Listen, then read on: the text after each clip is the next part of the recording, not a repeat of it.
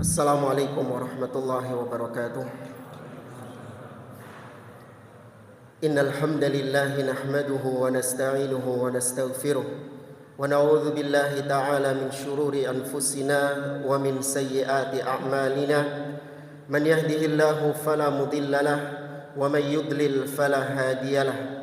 Wa asyhadu an la ilaha illallah wahdahu la syarika lahu وأشهد أن محمدا عبده ورسوله يا أيها الذين آمنوا اتقوا الله حق تقاته ولا تموتن إلا وأنتم مسلمون فإن أصدق الحديث كتاب الله وخير الهدي هدي محمد صلى الله عليه وسلم وشر الأمور محدثاتها وكل محدثة بدعة وكل بدعة ضلالة وكل ضلالة في النار. Ma'asyiral muslimin, ikhwani fillah wa akhwati rahimani wa rahimakumullah. Alhamdulillah, segala puji bagi Allah Azza wa Jalla yang memberikan kepada kita nikmat-nikmatnya yang tak terhingga. Kita diberikan nikmat sehat, kita diberikan nikmat waktu, dan yang lebih penting kita diberikan hidayah oleh Allah Subhanahu wa taala sehingga di bulan Ramadan ini kita bisa beribadah kepada Allah Subhanahu wa taala. Semoga Allah Azza wa Jalla menerima seluruh amal soleh kita, dan semoga Allah Azza wa Jalla mengampuni seluruh dosa-dosa kita. Jamaah rahimani wa rahimakumullah, Allah Subhanahu wa taala tatkala menciptakan manusia dan jin, sebagaimana kita ketahui, Allah menciptakan kita tujuannya adalah agar kita beribadah kepadanya. Sebagaimana firman Allah, "Wa ma khalaqtul jinna wal insa illa liya'budun." Tidaklah aku ciptakan jin dan manusia kecuali agar mereka beribadah kepadaku. Maka kemudian Allah Subhanahu wa taala mengutus para nabi dan rasul untuk menyampaikan kepada mereka perintah-perintah Allah dan menyampaikan, memperingatkan mereka dari larangan-larangan Allah Subhanahu wa taala. Allah memerintahkan kita untuk beribadah. Allah perintahkan kita salat, Allah perintahkan kita puasa, Allah perintahkan kita zakat, haji, dan perintah-perintah yang lain. Di sisi yang lain, Allah Subhanahu wa taala melarang kita dengan larangan-larangan. Allah melarang kita untuk berbuat syirik kepadanya. Allah melarang kita untuk berzina. Allah melarang kita untuk mengambil hak orang lain, untuk mendolimi, durhaka kepada orang tua, dan lain sebagainya. Jamaah yang dimuliakan Allah Subhanahu wa taala, ketika Allah Subhanahu wa taala memerintahkan kita dengan perintah dan melarang kita dengan larangan, maka jangan dipahami Allah Subhanahu wa taala membutuhkan itu semuanya. Jangan dipahami hubungan antara hamba dengan Allah itu seperti hubungan antara bos dengan pegawainya. Kalau bos sama pegawainya ada untung dan rugi. Ketika pegawainya melakukan perintah bosnya, maka bosnya akan mendapatkan keuntungan, akan mendapatkan manfaat. Tapi ketika pegawainya durhaka kepada bosnya, maka bos akan mengalami kerugian, akan mengalami kebangkrutan, dan seterusnya. Maka tidak dengan Allah Subhanahu wa taala. Allah Azza wa Jalla Maha Kaya. Allah tidak membutuhkan ibadah-ibadah yang dikerjakan oleh kita, dan Allah tidak merasa rugi ketika seorang hamba durhaka melakukan kemaksiatan kepada Allah Azza wa Jalla. Allah berfirman misalnya tentang ibadah haji. Di dalam surah Ali Imran, Allah Subhanahu wa taala mengatakan, "Walillahi 'alan nasi hajjul bait man istata'a ilaihi sabila wa man kafara fa innallaha ghaniyyun 'anil 'alamin." Kata Allah Subhanahu wa taala, dan diwajibkan atas manusia untuk melaksanakan ibadah haji ke Baitullah bagi mereka yang mampu mengadakan perjalanan ke sana. Tapi kata Allah, barang siapa yang kufur alias enggan melaksanakan ibadah haji. Juga bisa kita katakan barang siapa yang di bulan Ramadan ini gak mau puasa. Barang siapa yang di bulan Ramadan ini tidak mau melaksanakan salat, tidak mau membaca Al-Quran, tidak mau berzikir kepada Allah, bersedekah, dan seterusnya, fa innallaha ghaniyyun 'anil 'alamin. Maka sesungguhnya Allah itu Maha Kaya, Allah Maha tidak butuh dengan seluruh alam semesta ini. Sebuah hadis yang diriwayatkan oleh Imam Muslim, sebuah hadis qudsi, kata Nabi SAW, Allah Subhanahu wa taala berfirman, "Ya ibadi, "Law anna awwalakum wa akhirakum wa insakum wa jinnakum kanu ala atqa qalbi rajulin wahidin minkum ma zada dzalika fi mulki syai'an." Kata Allah, "Wahai hamba-hambaku, apabila kalian semuanya mulai awal zaman sampai akhir zaman, baik itu manusianya ataupun jinnya, seandainya kalian semua seperti orang yang paling bertakwa di antara kalian, semua seperti Nabi Muhammad SAW, semuanya taat kepada Allah, semuanya beribadah kepada Allah Subhanahu wa taala dengan model ketaatan seperti Rasulullah SAW. Seandainya semua jin dan manusia sejak awal zaman sampai akhir zaman modelnya seperti itu, Allah mengatakan itu tidak akan menambah kekuasaanku barang sedikit pun. Gak ada dampaknya bagi Allah Subhanahu wa taala. Kemudian sebaliknya Allah mengatakan, "Walau anna awwalakum wa akhirakum wa insakum wa jinnakum kanu ala afjari qalbi rajulin wahidin minkum ma naqasa dzalika min mulki syai'an." Wahai hamba-hambaku, seandainya kalian semua mulai awal zaman sampai akhir zaman, baik manusianya ataupun jinnya, kalian itu seperti makhluk yang paling buruk, makhluk yang paling jelek di antara kalian. Semua modelnya seperti Fir'aun yang mengaku Tuhan. Tidak ada satupun makhluk yang sujud kepada Allah Subhanahu wa taala. Seandainya seperti itu, Allah mengatakan itu tidak akan mengurangi sedikit pun dari kekuasaanku. Allah Subhanahu wa taala tidak butuh dengan ibadah hamba.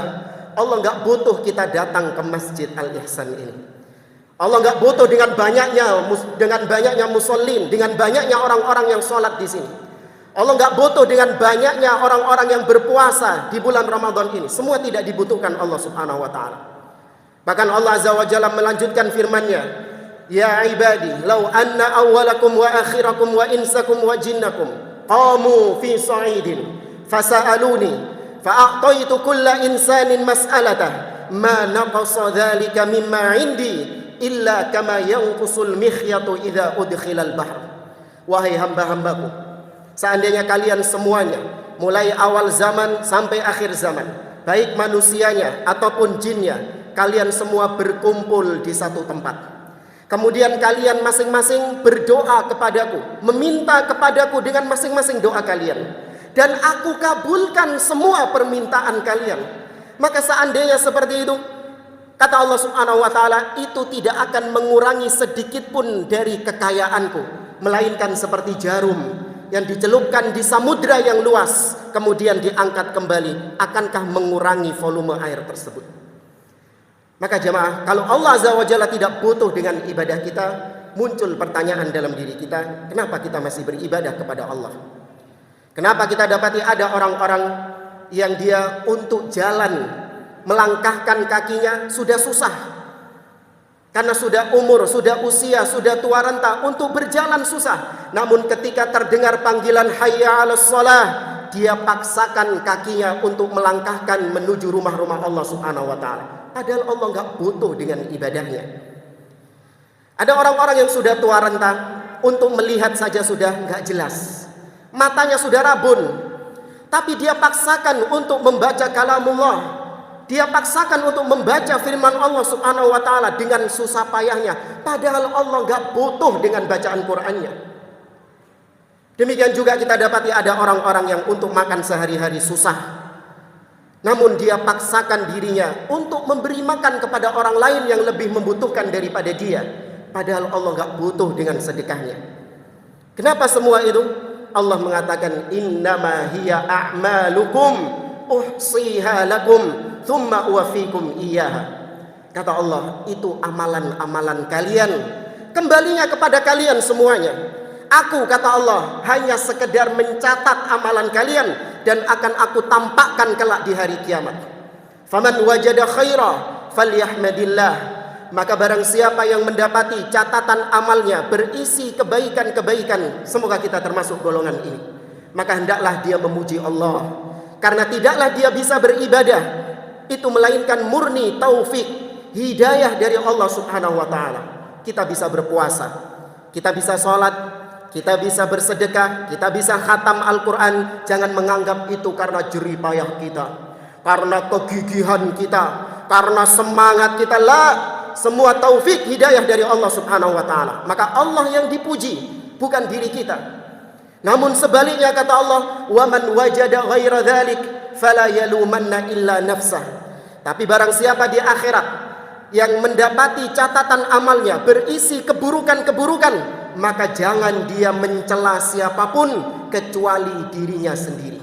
Jangan dia mengatakan, ini gara-gara teman saya ini gara-gara tetangga saya ini gara-gara istri saya, ini gara-gara pemimpin, gara-gara presiden, gara-gara penguasa. La, fala yalumanna illa nafsah. Yang dicela adalah dirinya sendiri, karena itu hasil dari perbuatannya. Ma'asyiral muslimin, jamaah rahimani wa rahimakumullah. Meskipun Allah Subhanahu wa taala itu tidak butuh dengan amalan-amalan hamba, maka jangan dianggap Allah itu tidak selektif dalam menerima amalan hambanya. Mentang-mentang gak butuh, berarti kita acak-acakan melaksanakan ibadah. Tidak. Allah Subhanahu wa ta'ala selektif dalam menerima amalan hamba. Tidak semua amalan hamba diterima oleh Allah Subhanahu wa ta'ala. Bahkan kalau kita lihat di dalam Al-Quran, Allah mengancam orang-orang yang sholat dengan ancaman neraka. Fawailul lil musallin. Neraka wail bagi orang-orang yang sholat. Orang yang sholat masih diancam neraka. Maka gak usah ditanya, yang gak sholat bagaimana Ustaz? Jangan ditanya sudah. Kalau yang sholat saja masih diancam neraka, maka gak usah ditanya bagaimana yang tidak sholat. Alladzina hum an sholatihim sahun, yaitu mereka yang lalai dalam sholatnya, tidak memperhatikan kesempurnaan sholat. Sebagaimana kebanyakan di antara kita, yang penting sholat, yang penting puasa, yang penting baca Quran, yang penting zikir dan seterusnya. Tidak memperhatikan kesempurnaan dalam ibadah tersebut. Padahal jamaah rahimani wa rahimakumullah, melaksanakan ibadah dengan sempurna itu merupakan hal yang dituntut bagi seorang muslim. Karena ibadah yang dia kerjakan itu kembalinya kepada dirinya sendiri, dan itu yang akan kekal abadi di akhirat. Kita ini kebanyakan di antara kita, kalau urusan-urusan duniawi kita menuntut kesempurnaan. Namun kalau urusan-urusan akhirat, untuk urusan-urusan akhirat kita ala kadarnya, tidak kita cari kesempurnaan di situ. Mobil maunya yang paling bagus, yang paling mewah. Rumah maunya yang paling bagus. HP maunya yang paling canggih. Baju maunya yang paling sempurna, paling bagus, gak mau barang ecek-ecek. Tapi kalau untuk akhirat ala kadarnya, wis pokoknya sing penting sah. Yang penting sudah memenuhi syarat-syarat dan rukun-rukunnya, tidak diperhatikan kesempurnaan-kesempurnaannya. Benar kata Allah Subhanahu wa taala, bal tu'thirunal hayatad dunya wal akhiratu khairun wa abqa. Kalian lebih mementingkan perkara-perkara dunia, padahal akhirat itu lebih kekal dan lebih baik daripada dunia. Allah juga mengatakan, ma indakum yanfad wa ma indallahi baq. Apa yang ada pada kalian dari perkara-perkara duniawi itu akan sirna. Sedangkan apa yang kalian peruntukkan bagi Allah dari amalan-amalan kalian, itulah yang kekal abadi. Itulah yang menjadi harta kita sebenarnya. Sedangkan dunia yang kita tuntut kesempurnaan, semuanya akan kita tinggalkan, ma'asyiral muslimin. Maka jamaah, Allah Subhanahu wa taala sangat selektif dalam menerima amalan seorang hamba.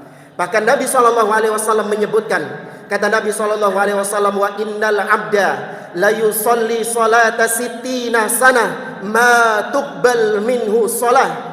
Kata Nabi, ada seorang hamba yang dia mengerjakan salat selama 60 tahun lamanya, namun satu pun salatnya tidak ada yang diterima sama Allah Subhanahu wa taala. Maka haruslah kita menyempurnakan syarat diterimanya amal ibadah, yaitu yang pertama adalah ikhlas karena Allah Subhanahu wa taala.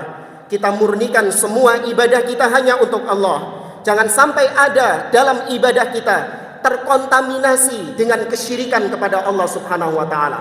Betul, salatnya untuk Allah, baca Qur'annya untuk Allah, puasanya dia niatkan untuk Allah, sedekahnya dia niatkan untuk Allah. Namun ketika ditimpa musibah, ditimpa bencana, dia berdoa minta pertolongan kepada selain Allah Subhanahu wa taala. datang ke kuburan-kuburan keramat, datang ke makam wali-wali, minta untuk disegerakan musibahnya, minta untuk diangkat musibahnya. Ini bentuk kesyirikan kepada Allah Subhanahu wa taala yang bisa membatalkan semua amal-amal ibadah kita. La in asyrakta la yahbatanna 'amaluk wa la takunanna minal khasirin. Apabila engkau berbuat syirik, maka hangus seluruh amal ibadahmu dan kau menjadi orang-orang yang merugi. Maka kita jaga keikhlasan, jangan sampai tercampur dengan syirik, jangan sampai tercampur dengan riya, jangan sampai tercampur dengan sum'ah dan perkara-perkara lain yang menodai keikhlasan kita. Kemudian yang kedua syaratnya adalah ittiba', mengikuti tuntunan Nabi SAW. Semua ibadah yang dikerjakan hendaklah kita melihat apakah ibadah tersebut diajarkan oleh Nabi SAW. Apakah ibadah tersebut adalah ibadah yang disyariatkan oleh Nabi SAW? Kita tunaikan dengan tata cara yang telah digariskan Nabi SAW ataukah tidak? Karena sungguh amalan seikhlas apapun, sebaik apapun niatnya, namun kalau tidak dilandasi dengan ittiba', mencontoh Nabi SAW, tidak akan diterima oleh Allah Subhanahu wa taala. Nabi SAW bersabda dalam hadisnya diriwayatkan oleh Imam Muslim dari Aisyah radhiyallahu taala anha, kata Nabi, "Man amila amalan laisa alaihi amruna fahuwa raddun."